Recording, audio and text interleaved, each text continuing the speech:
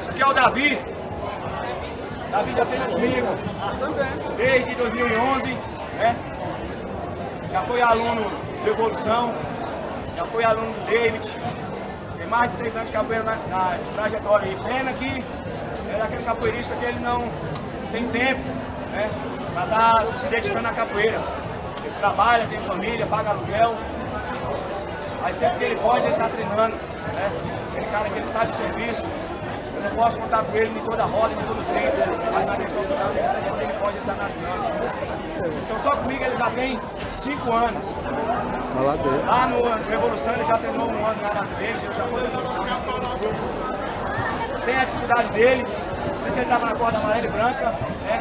Quer dizer, quando o cara está com a corda amarela e branca, quer dizer que ele está com algum defeito, alguma dificuldade. No caso, o caladinho ali é tocar e cantar e se expressar. Então, enquanto ele não terminar de ajustar os defeitos dele, ele não vai para a corda certa, que é a corda amarela inteira. Ele vai passar mais 2, 3 anos nela enquanto ele não melhorar. Depende do esforço dele.